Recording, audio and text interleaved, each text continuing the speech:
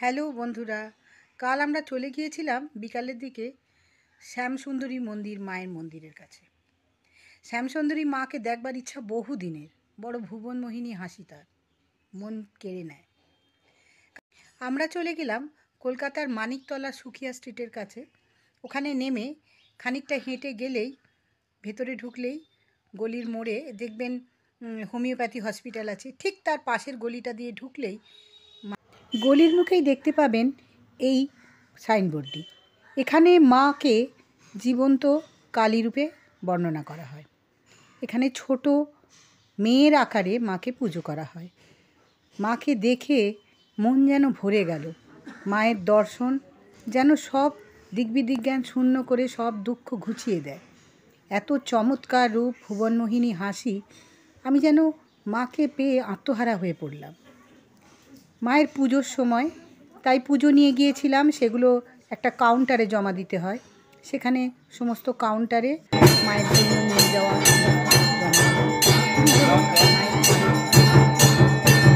আরতি চলছে। আমরা সুন্দর এই আরতি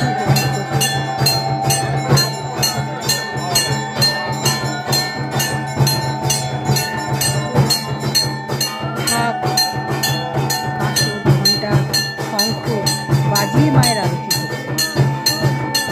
কত সুন্দর আরতি।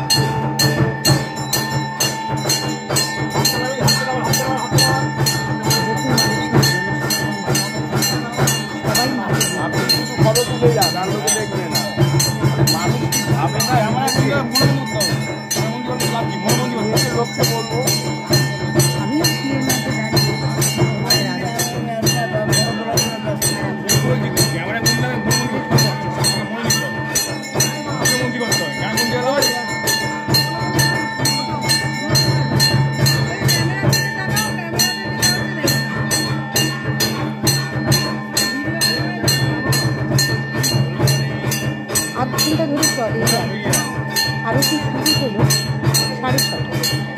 7টা পর্যন্ত আধ ঘন্টা এই আরতি।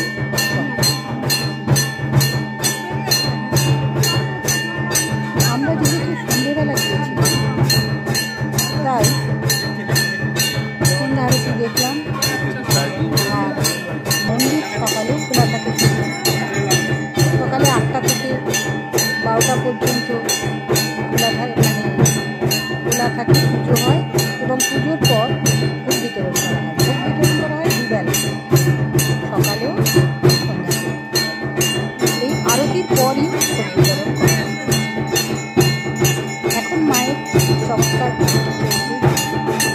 বহু মানুষ দাঁড়িয়ে ভক্তি সহযোগে, আমিও তাদের ভিড়ে রয়েছি।